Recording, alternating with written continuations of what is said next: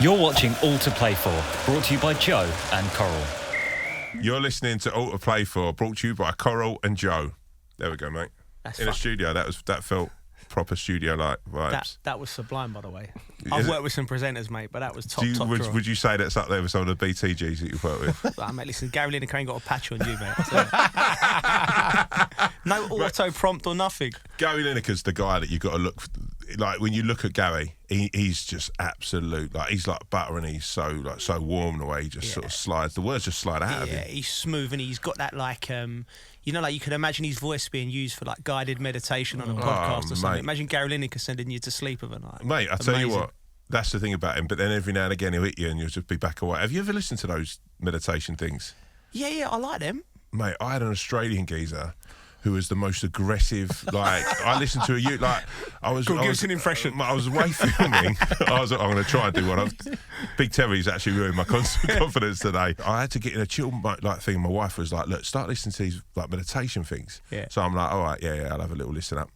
So I get into bed, chill up, and then he's like, "You want to relax your feet? Relax your feet." And then the relaxation goes through your knees. Go through your knees, mate. And you're like, what the fuck is this? Someone's gone into meditate. He's came out wanting to knock someone out. Fired up. I want shit. What a way to bring in the guest today.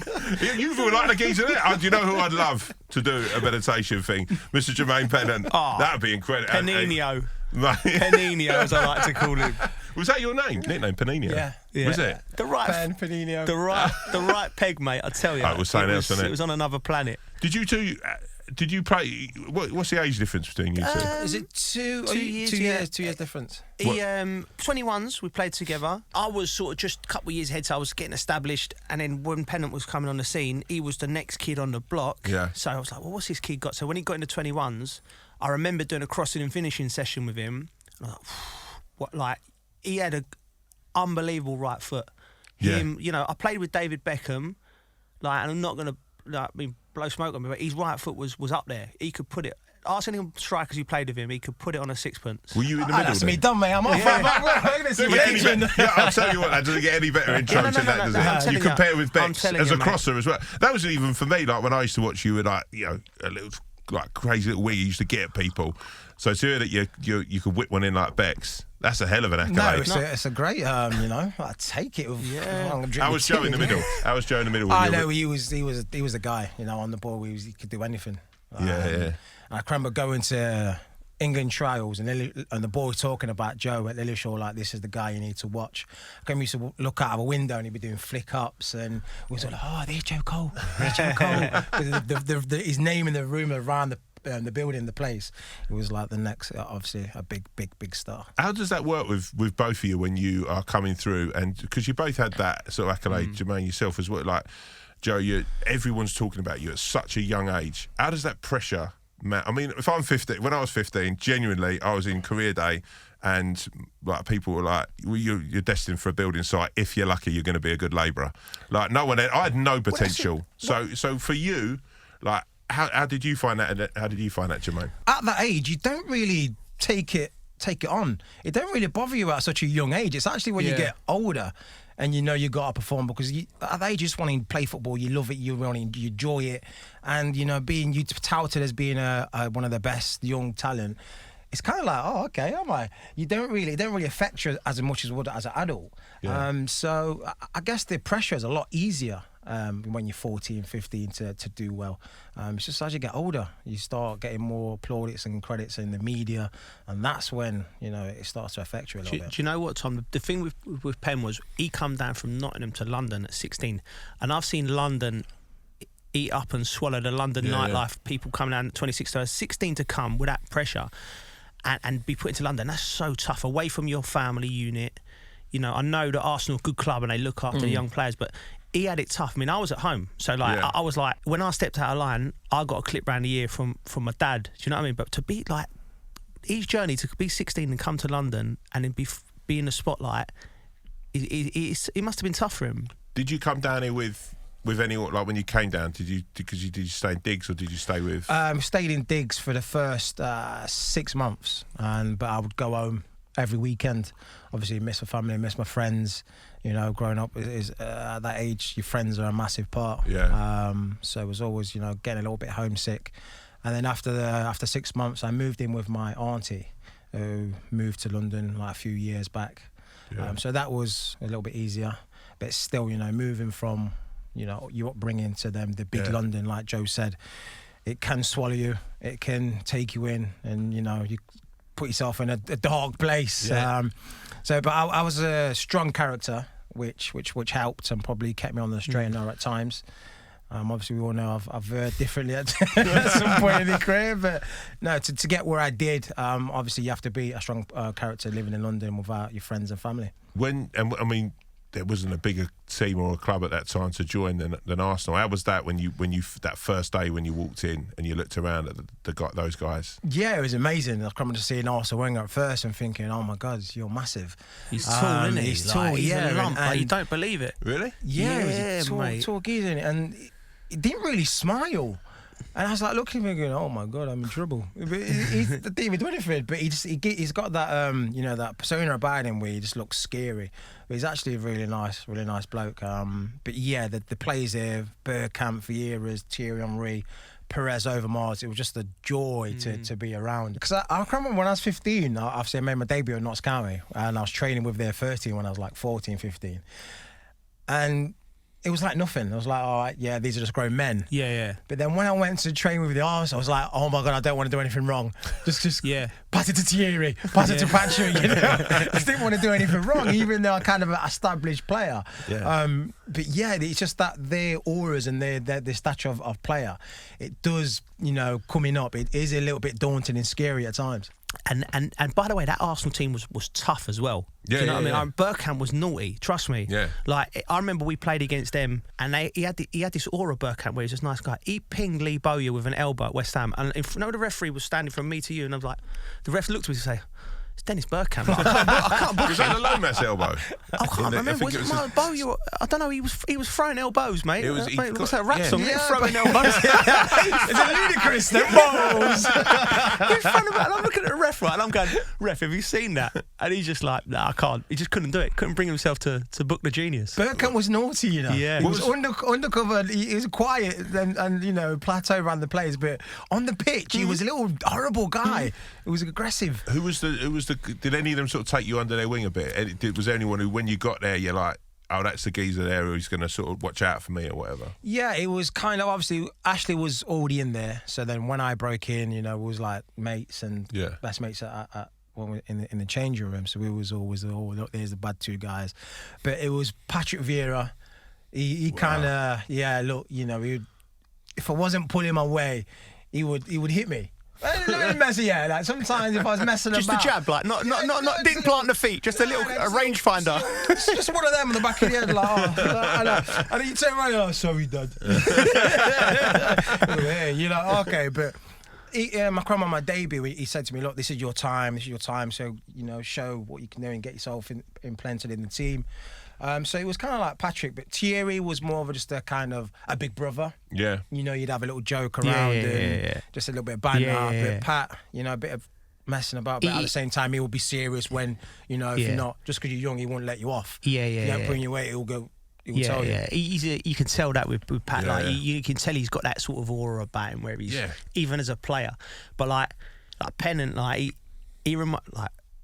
This quote, like he won't leave this world wondering, mate. Like when he was in London and that, and like I said, he enjoyed his career. Trust me. I mean, he was a great player, but off the pitch, he enjoyed himself. Like, so I wanted to tell us a story about. I mean, I think it's been told before because I knew it, but this is like legendary in football. And then he's obviously come back to it when he scored his hat trick for Arsenal. Because I know some of the boys he was out with the night before. But mate, it's a brilliant story, and it's probably one of the last rock and roll footballers. Penn, he was like you had a great time. So I mean, this is your Arsenal debut, right? Arsenal debut, big man. So this is Premier League. Yeah. So I've made a couple of appearances here and there, cup games, but I've never made my debut. Yeah. Never started. So all week we're training. We've got Southampton, and we'll play in Southampton in the FA Cup or one of the cups finals. Like 3 weeks, 4 weeks later. So he's going to rest a few players. So we're training, got the squad. Some of the boys ain't in. Ashley's one of them. A couple key players have like rested. I'm in the squad. There's a party Friday night. We're all about details here on this show. Where is the party? The party. I'm gonna get into and that. Why wasn't I invited? There's a special launch.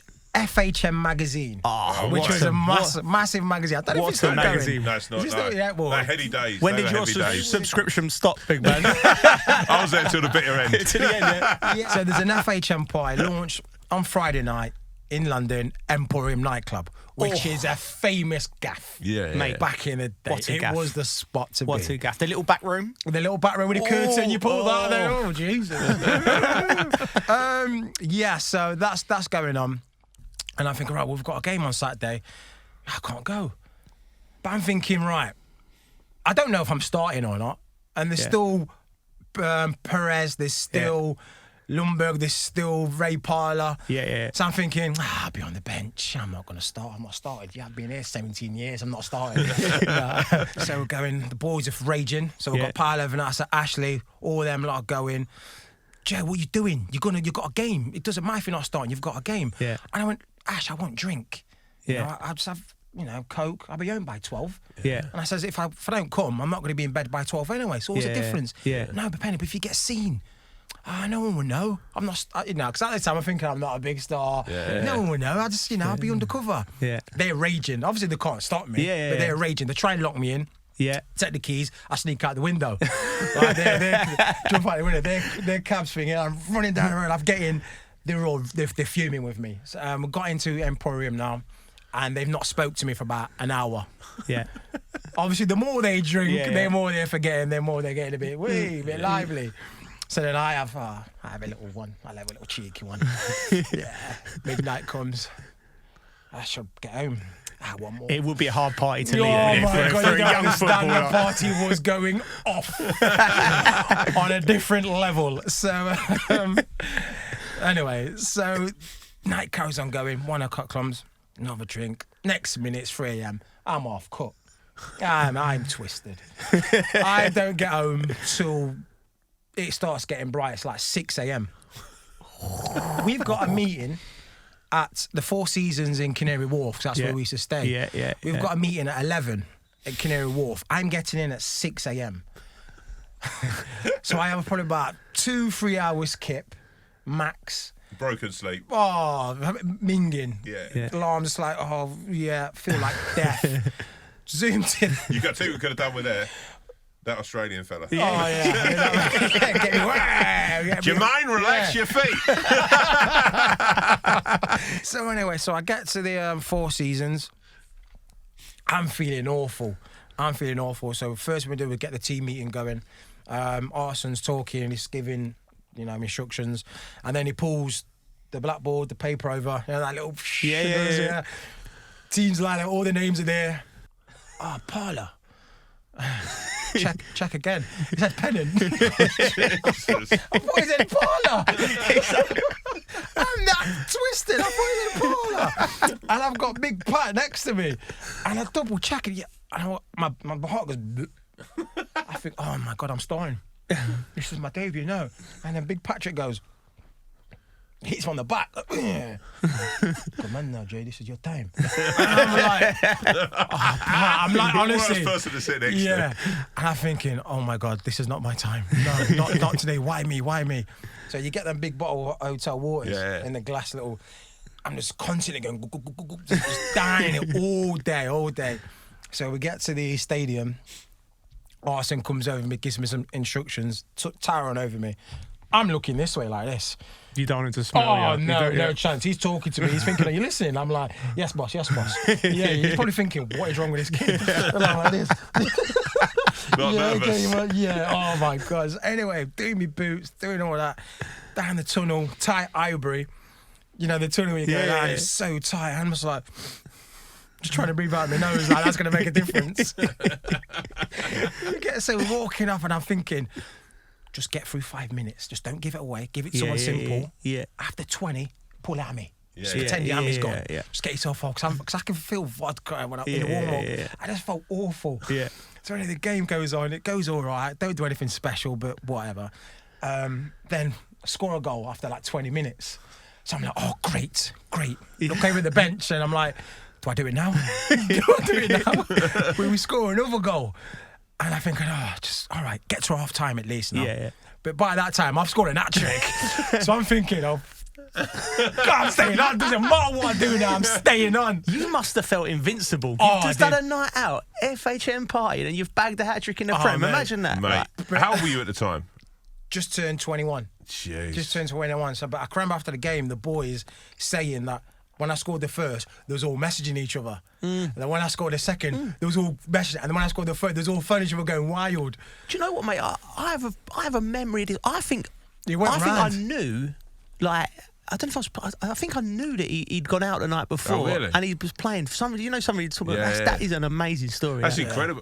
Do you Hat-trick. look at that though, Jermaine, and you think to do that to do that anyway, a hat trick is incredible. But to do that in that, do you ever look at your career and you go back and it's, I'm sure you get asked this all the time, do you look at it and go, oh, fucking hell, man, if only I'd done this? Or do you look at it and go, you know what, I've travelled, I've lived a life that has been incredible. You've got great stories, you know, and it feels in a world where, not just in football, in life, there's not necessarily characters. Like with your book, right? Yeah.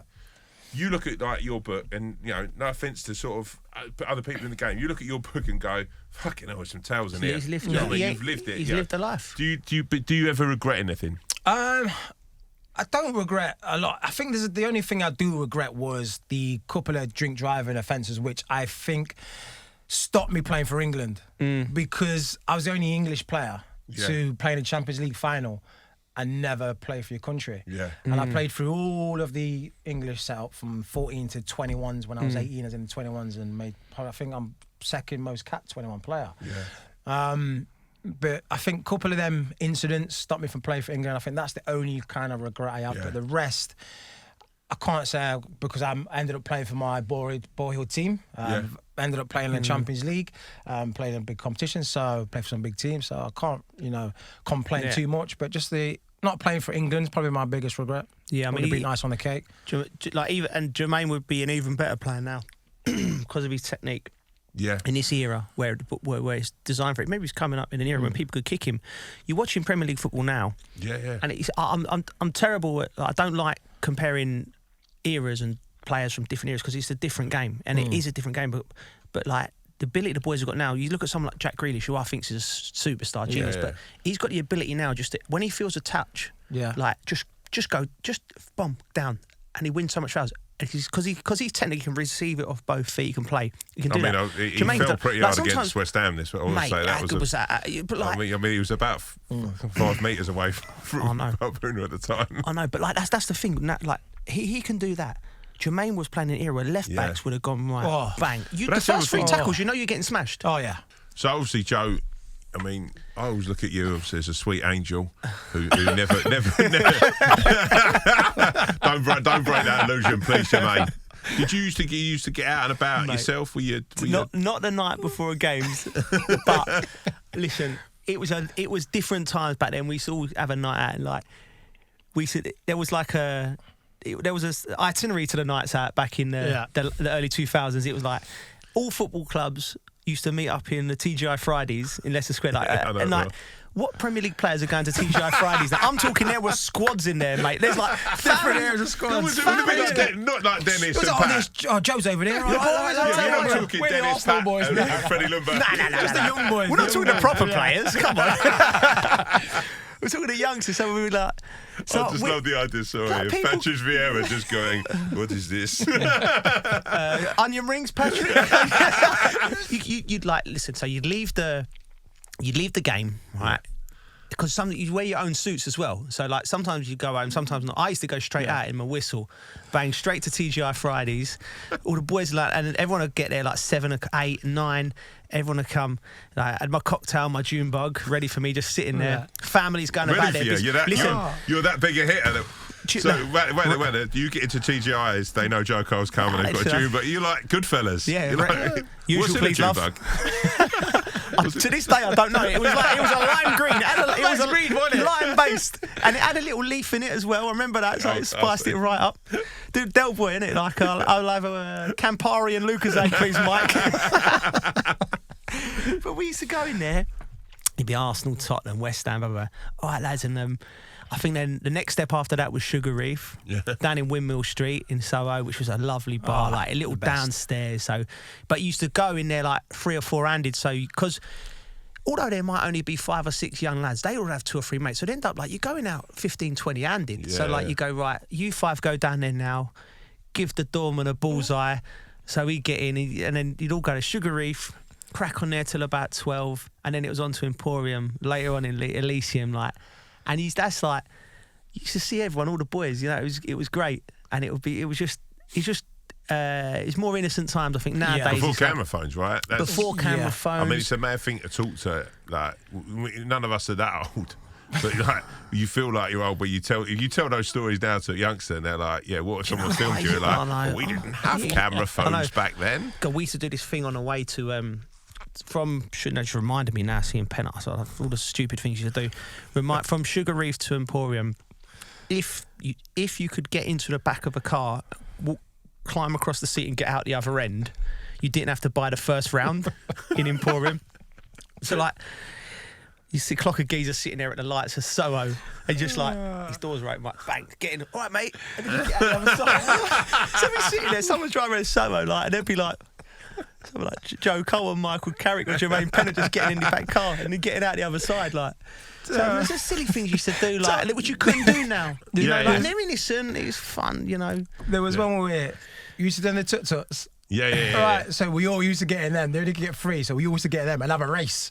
Last one who don't get there. You had to pick the right tuk-tuk. Yeah. He's pedalling through red lights, everything. Like picking a Grand National winner. Like, look at he looks like cars he's got beeping. Do you think that there's that saying as a fan as well? I think there's something special about the players feeling more. They feel more in touch with the fans. But when you tell those stories, do you think that that's missing now? Slightly, the game's gone so professional. It's gone so professional, but the good thing now is that the lads have got social media in there, so they can communicate. So we sort of like, you're just young lads, and I'm thinking one day I'm going to go into management, and I'll be handling. I might have to manage a Jermaine Pennant at 18, 19 or something. So, you know, you got to remember these lads. They're just young lads. They're going to make mistakes. Just be like, there's nobody in this world without sin, is there? You know, so as I think we have to be. Apart from Millie, Apart from Millie, yeah. But like, you know, but do you look at it as a manager and think, how would I deal with it? How would you do it? Because you've been around it. Does that give you something else? All the time, big man. All the time. I think I like to think. I think one thing someone said to me is, when you got your team, don't show them. You don't need to show them how much you know. You just need to show them you care. Yeah. You know, and I think that's what management is. I think with young players, say you got Jermaine coming over as a 16-year-old from Nottingham, and I was his manager, I'd be on him all the time, making sure he's. Do you know what I mean? Making sure he's never going.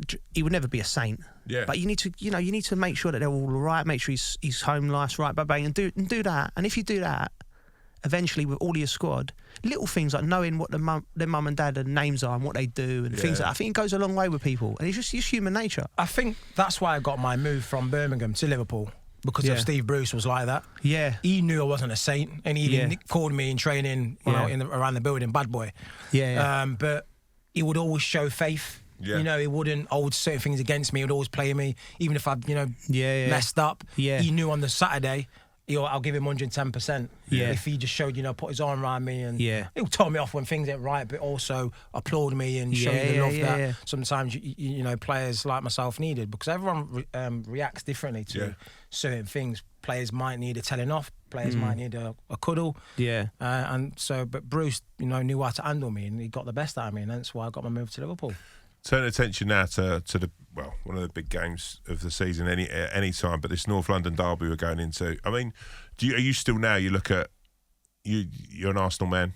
I'm a Liverpool fan. Always have been, but I've got a soft spot for Arsenal, and in this derby I want them to win, of course. For both of you here, when you look at, I mean, I watched them at the weekend, and it's a strange thing to watch. I can't get my head quite round what is the problem at Arsenal? Because you look at actually on the pitch, they've got some great players. They've got players where you look at it as well, and actually some of the young lads I like Saka, I like Reece Nelson. I think that's good, but there's just something that's not clicking, and I don't know whether you can. It's Arteta. You look at Emery. Even going back to when Arsenal left, is what do you think's happening there that's not quite clicking? I think Arteta, he's a young manager. He's got it's a massive job, the Arsenal. It's like one of the most sought after jobs in world football. He's got it off the back of being an assistant, so he's learning on the job. You have to accept that. And Arsenal, I hope the people that are in charge of it, certainly the people who bring in players in, because I don't think the players that have come through the door are all Arteta signings. No. It doesn't look like that for me, because he looks like a sort of manager who'd like to work with young players, and so he can mould them. And I think you're right, Tom, in the fact that the personality of the team ain't there, is it? Like the way of playing, the mentality is not there. I just hope he gets time to try and turn it round, because he's talented, clearly talented as a manager. And you can see that. I mean, I thought from second half against Wolves, when Reece Nelson's on, Saka's making I actually you start going like they seem like they're playing for him. And I don't want to name names and dig people out. There's certain people where you're watching, you're going, well, they don't seem like they're name names, big man. This is. I'll say Willian then. I'd say I look at Willian and I go, what did you want him, or was he was on a free and someone's going, oh, he'd be a good signing. For me, I don't look at Willian as an Arteta sort of player. I don't watch. I don't doubt he's a great player. I thought at Chelsea was brilliant. Listen, but I look at him now and think, you're right, big man, in the sense like with Willian, he's 32. Yeah. He's a winger, right? And I'm one of his biggest fans. I think he's a Chelsea legend for me, Willian. What a great player. But I think signing him at Arsenal, in a team with no identity, is going to be difficult. Yeah, he's finding it tough, William, and he's a talented player. We were talking earlier. Giroud last night scored 4 goals in the Champions League for Chelsea. Now, when I talk about Arteta, I think he's very talented. I think the people above him, and the people signing money, the director of football, wherever it is, whatever the structure is at Arsenal is completely wrong. Because whoever green lighted Giroud to be allowed to leave. Yeah, it's ridiculous. Come on, mate. The geezer's he's a proper player. But he's a great player. I think great player. One of the most underrated players of his generation. Like you think of, at Arsenal for France. And actually, and that's the other thing I find when I watch that Arsenal side is like, if Aubameyang's not playing, there's no one. There's no sort of centre point to that team. Who comes in? I think Lacazette's been wildly unlucky. I think it sort of feels like constantly he's. Like, I mean, how bad do you think it's got to get for? I mean, do you think Arteta will have time? I mean, Cole put the odds out now. He's 8-1 to be gone by the. I think to leave Arsenal before the end of the season. I think he's 25-1 to be the next manager to leave. Do you think he'll get that time? It's a tough one, isn't it? Do I think he'll get the time? No, I don't, because I think the problem lies above him at Arsenal. I think it has done for certainly since Wenger's left, but even before that, the rot set in. I felt the problem lies in the players that come in through the. When was the last time Arsenal signed a bulk of players? You thought that makes sense. Yeah. That makes sense. They said you're bringing in like a 33-year-old David Luiz, and then you're bringing in a young kid, then you're bringing in Willian, and giving him a 3-year contract at 32. Cedric from Southampton, who's never played at that level, Champions League. Certainly not in the last 7 or 8 years. And so I just think the problem lies above him, and it's easier for them people to go, I ain't worked with Arteta, we're all right, all of us lot, we're signing these players, we're doing the right thing, we'll get another manager in. A similar thing I think is possibly happening at Manchester United. I think that, I think you talk to all the United boys, and under Fergie it was so structured. We knew what we was doing, and then since he's left and David Gill's left, I think they lost their way. So like you said, same United, you signed Cavani, you signed a young player, you signed, I think with Arsenal, I think it's just a little bit all over the place. Yeah. But it's a derby, Tom, so anything can happen. I know the fans are not in, but still, them players, if they've been, Arteta's job this week is to let them Arsenal players who are not used to the derby to know the importance of it, because it is massive. Being from London, it's massive. It's a big. I mean, who do you fancy for it? Well, you on form, you got to say Tottenham. Yeah. But like Joe said, it's a derby. Anyone can win a derby. It doesn't matter how good of a team and the one is and the other's not. Derby day, there's different adrenaline's going through. They see the game in a total different. It's like a one-off final. So it's not like a normal Premier League game. It's going to be whoever turns up on that day. So it's 50-50, but Spurs on form are a better team at the minute. But going back, Arsenal last year was spearheaded by Aubameyang. Yeah. They had more creativity, but what they was lacking was their defensive. Yeah. Now they've sorted out the defence. I think they've took away that creativity, and now Aubameyang's not, scoring his goals like he was last season. You've got Mesut Ozil, which to me, if you've got no creativity in your team, that's what he does. It's a sin. It is a sin. It's a crime on football.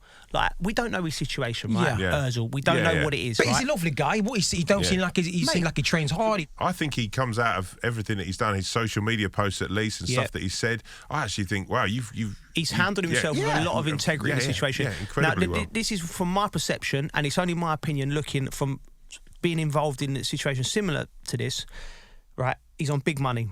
Yeah. Politics. The club want to get him out, right? So a game of cat and mouse happens, right? Well, we're trying drop him, trying to wind him up, unsettle him, and then he'll put a transfer request in, and then we won't have to pay up the fee or whatever it is.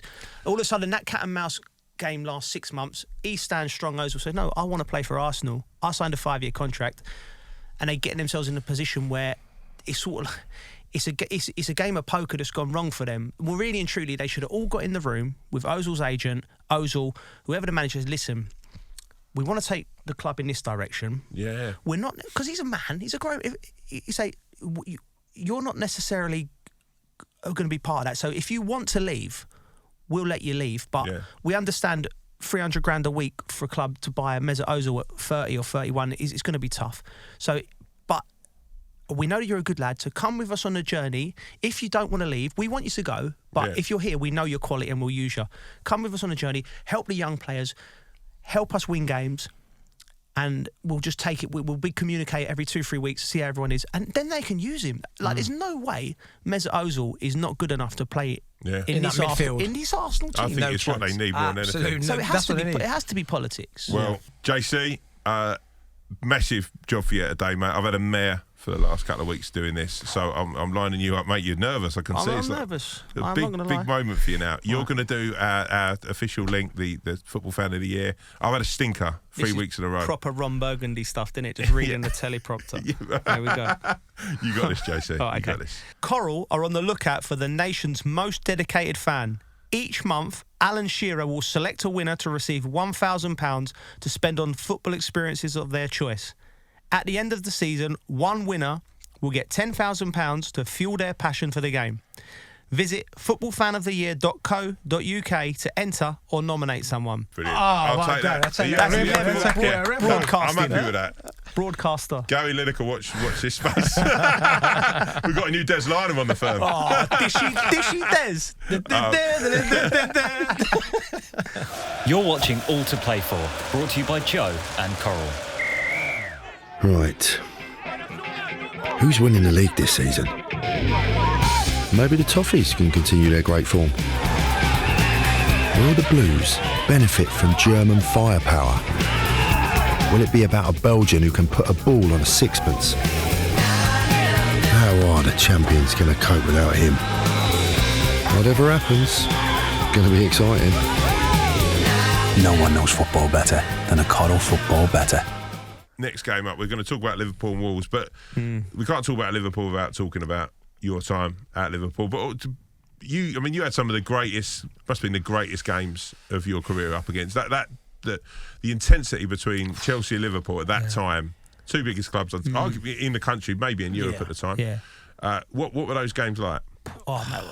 It seemed like we was playing them from 2004 till 2008. We must have played them every week. It just seemed like I was like, oh God!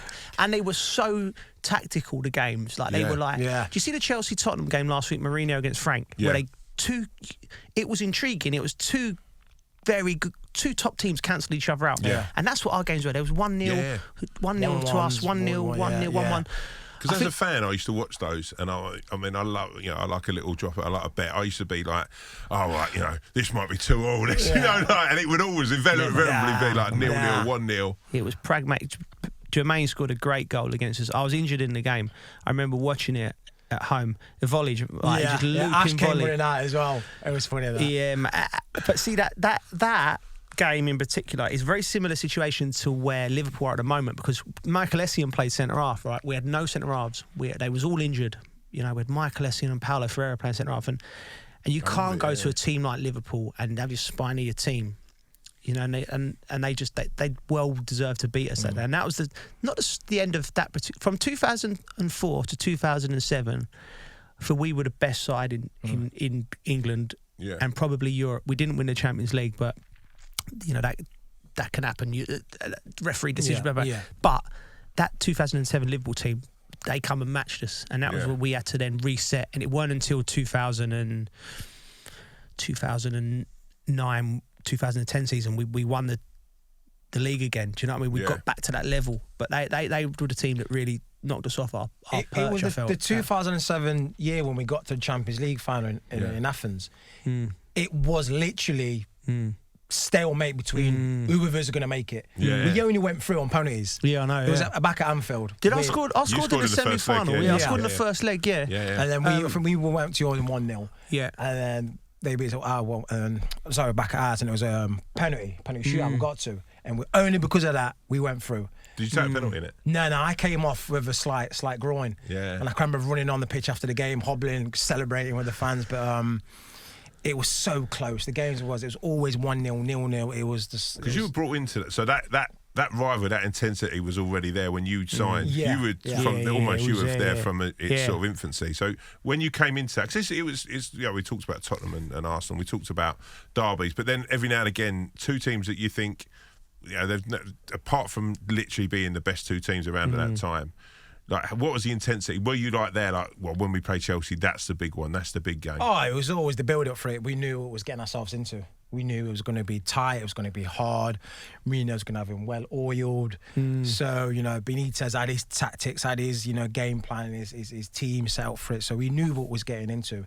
Like I said, every time we played Chelsea, it was a tight battle. And, winning the Champions League, they Luis Garcia scored the famous goal, which was it over the line? Was it not? Yeah. It was, that's the rivalry started from there. VAR was 10 years too late, mate. I think it was a goal. Looking back on it, you can, from the angle, I think it was. At the time, I didn't, but looking back on the angle, I think it was. And it's hard for me to admit that. How much of that game was down to the teams, but so much of that felt about the managers? Like, was it evident that, did Rafa really hate Jose, or was it more like, was there hatred there? Oh, I feel there was. But what helped us at Anfield was the cup. I'll be honest. When we played that, I say this to everyone now, that Champions League semi-final game against Chelsea was the best atmosphere I've ever played in. Yeah. They literally, the fans got us through that game. Without the fans, we would have lost. Yeah. It was every attack we got through, every little bright spark, they just rose and sung. And it was the banners, it was just unbelievable. Yeah, they was brilliant that night. And do you know what as well? Just another memories come back to us from the semi-final the year before, the Garcia game. I got chosen for the drug test after the game. So, imagine this Liverpool at a place, I could hear the place in I remember sitting underneath the thing at Anfield and I can hear the party going on outside. Probably one of the lowest moments of my career. Yeah. And Harry Kewell and Steve Finham was in it, because you do it with the other opposition. Yeah. And they was like proper gentlemen. Do you know what I mean? Yeah. Like, they was like very... Pennant coming in with the champagne would have been popping and all that. But they was... but I just remembered that. Like, I remember that's probably one of the lowest moments because your whiskers away to it, you're losing rival. And they was... I thought that proper gentlemen. I just thought I'd give a little shout out for them. That's not, but how much of that does go? Because you're both talking, and you clearly, like everyone would get on a show, Joe gets on with, but like, how much of that comes into like I say with Benitez and Mourinho, like you guys have known each other for ages. Ashley Cole really well. He's playing for whatever. When you look at that, and you think, well, we all get on. It's a game of football. We're going to give our best because we're professionals. But when you've got two guys at the top of that, what was Mourinho like that? Was he like Benitez? Was he like, we have to beat? Well, you go to war, right? So if I'm playing against Pennant for 90 minutes, we're not friends. Yeah. I'll do anything to beat him. He'd do anything to beat me. And that's for some players, that's hard. Some players I felt that I played with, especially going on to international level, I thought they couldn't let that go. Yeah. I was good at letting it go, because I was just like, I could do anything to win. Once the game's finished, I was very good at just putting it aside, but it took us into international football. The rivalries were still there. I mean, at the time, obviously, you're talking the division of everything was. Mate, it seemed more intense. I don't know, because I was involved with it. It seemed the rivalries were more intense now. I feel like the players are a lot more. I don't know what. Because even now, when I watch the young players now, and I look at sort of James Maddison or. He's away on holiday with Grealish, and Declan and Mason, and they all feel like a group of lads who really get on, and that's great. But going back to that England team and that setup, you're obviously playing with it was almost Chelsea and Liverpool team, different era. But Fergie, Mourinho would wind us up. Fergie would do the same to the United players. Benitez, I'd imagine, do the same. And it was war. It was war. Yeah, Benitez was more timid, laid back. Yeah. But he would rally up, especially when we play in Chelsea. He would, put out the rallies, the rally cries, and it would be Stevie G. Yeah, he was more of the manager in the team talk, in the half-time talk. He would be the one, Benitez used to go around with his little notepad, give you little instructions and show you. But it would be Stevie G. He would be the one who would be, Good point. Now, when a club's driven, and this is why it's exciting time to Chelsea. When a club's driven by young players who feel the club, like we was at West Ham, and I felt the club. And the fans know that you know that, and you know that is, and your friends are in the stands watching, and when you've got someone in the dressing room with big personality who can drive that forward, it makes it more intense. I think, like you talk about the disconnect now between the players, and it's not the players' fault. It's just the way the society is now, but there's so much media, so that they're trained to. But I think you had Stevie G and Carra in the Liverpool dressing room, who understood it and drove the players round them. You had Frank and John in ours. You had Rio, Gary Neville, and all them boys at United. So they understood it, that there was, and it drove the intensity. So it felt more fan-like. Nowadays it feels more. I'm not saying it's not there, but it feels a lot more. Well, Arsenal, I don't think they've got anyone in their team that relates directly. Chelsea have got a group of young players that do, and I think that's what will take them to the next level above all these other clubs. Man United, the young players, I'm not sure there's someone there. Liverpool got some good young players. I think the most, remarkable of all the young players in Marcus Rashford as a human being. I think he's an incredible young man. I think apologies, Marcus. I think but then does he have that? I think as a humanitarian, he's incredible. You look at the stuff he's done during lockdown. But leadership. Is he a leader? Is he the kind of guy? It may develop. He's still young, isn't he? Fernandes is the guy for them who. Yeah, he seems more vocal and more more passionate about the actual team.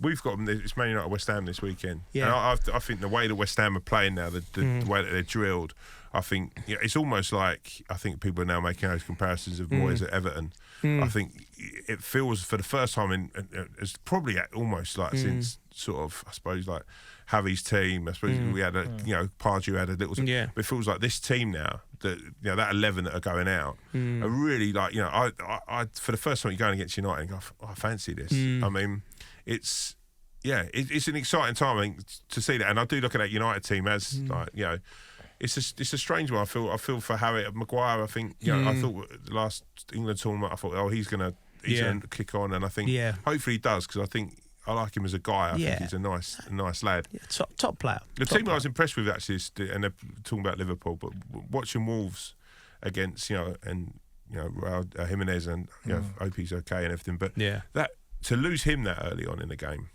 and then watch how well drilled. I mean, they were playing the two at the back instead of the three, which was I think as a manager he's incredible. He's Nuno. Mate, he's amazing. Them coming, Wolves. I mean, I'm not going to say, because I said the other week, and I got absolutely rinsed for this, that Leicester were going to give Liverpool a game.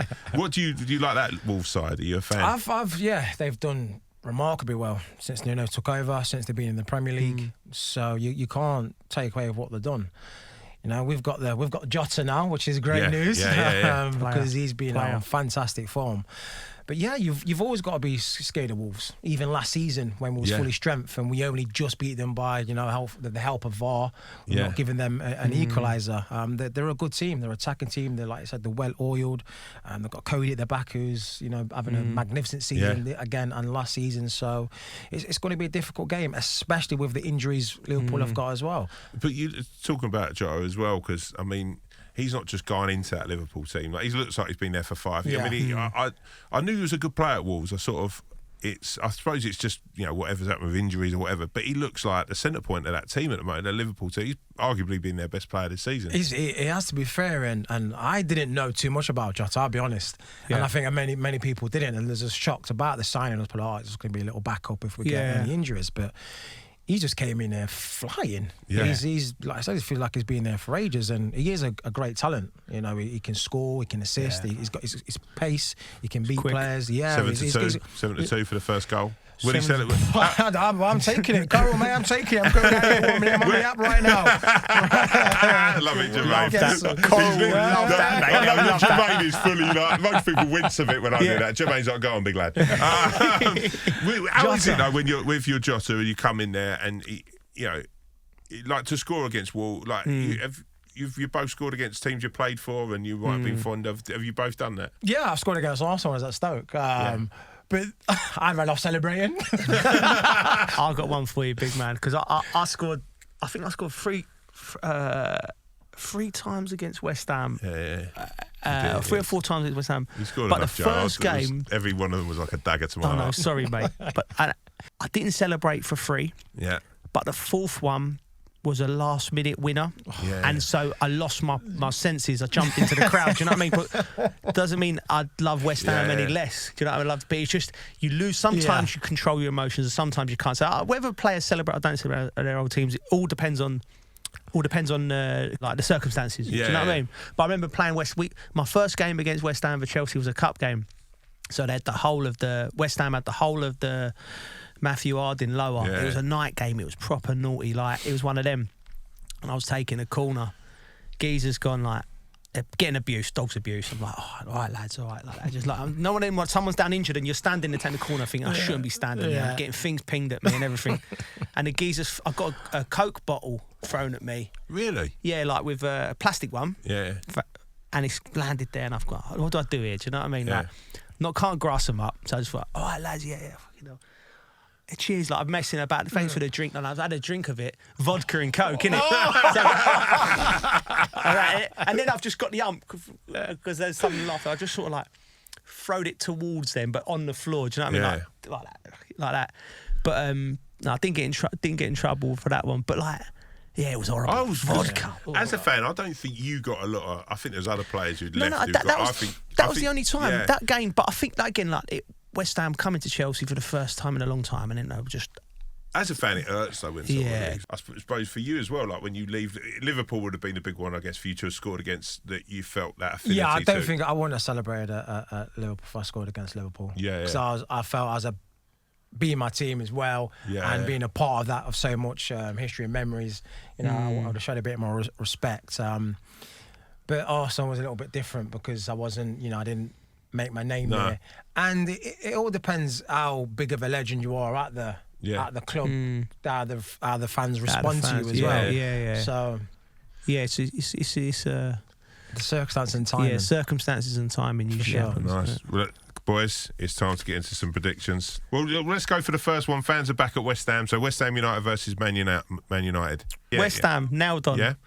Get the boys back in there. Get right behind them. Go West Ham. You gonna go West Ham? Yeah. I'm obviously gonna go West Ham. I genuinely really. I think I think Man United are all over the gaff. West Ham are on form. So what you're saying, 6-1? No. What price is 6-1? What can Coral give you? What will Coral give us for 6-1? West Ham. So that's 200. That's not 200 to 1. 6-1. 200. I don't know what to say with that, mate. If it comes in. If it comes in, I'm buying you a nice lunch. The North London, this is a big one. North London derby, what are we saying? It hurts me to say this, but I'm going to have to go with Spurs. Yeah, I'm going to go with Spurs, and a convincing Spurs win as well. Oh, you know what? I'm gonna be the cat amongst the pigeons here. I'm gonna say a draw. I think it's gonna be a draw. And last but not least, we can't do this with Jermaine without saying Liverpool versus Wolves. That's Liverpool. It's tight. It's going to be close, but Liverpool, narrowly. I'm going to go Wolves. Oof. And the reason I'm going to say I think Liverpool fantastic, and I think they've shown a lot of resilience, but I think there's a defeat. I watched them. I did the game for BT. I watched Brighton, Liverpool, and I thought they were lucky to come away with a draw. So I think there's a loss in there somewhere for Liverpool. They've been brilliant. They've shown great resilience. Alisson as well. Exactly. It will add up, and you've got to credit them players for digging in and keep grinding the results out. But I think Wolves are the team to take them down. I was looking at Wolves as well and looking at them this weekend, and the big one is Traore. Looks like. This time last year he was absolute, like he was on fire, wasn't he? And watching him against, like, he looked there a bit like, oh, he's coming back. And, the other kid, is it Prudence? The kid on the left. Yeah, he's got bits. Podence. Jesus, man, that goal from him. Yeah. So I mean, I'm with you, Joe. I fancy. Sorry to say it, Jermaine. I fancy. No, we've got no Moona right back either. I know. He's injured, really? so we're gonna have to play Nico. I'll tell you what, Jermaine, you get up there, mate. You might even get a game. Yeah, get up there. Right Klopp, back. you again, mate? I've done 5K yesterday, pal. I'm fit and ready to go, He mate. sends you to one of them FHM parties before. I'll take the balls out, trust me. I love the way of the thought of Jurgen Klopp making a phone call. Right, just get a big old Russell Arty on, get Jermaine Pennant absolutely steaming, and hat-trick for Liverpool. By the way, I'd love the thought of him listening to our podcast, but what a dream guest Big Jurgen would be, wouldn't it? Imagine that. Yeah, he would be absolutely. Well, Coral, can we afford Jurgen for the next show? Don't ask Jack. Jack's paying out of his own pocket. Jermaine, it's been a pleasure having you, mate. Absolute pleasure joining us. Thank you, mate. Thanks, Jermaine. Joe, as always, it's been lovely to spend it. Actually, time with you, as now lockdown has been reduced and we can actually be together, which reunited and it feels so good. That was my Christmas wish, so it's come early. Yeah. I mean, it was you in some stockings, but let's see for the Christmas special, my son. Thank you so much for listening, watching, whatever you've been doing. And a quick reminder, House of Rugby is back on Joe Podcasts. Listen to it wherever you find your podcasts and watch along on the Joe YouTube channel. See you next week. You've been watching All to Play For, brought to you by Joe and Coral.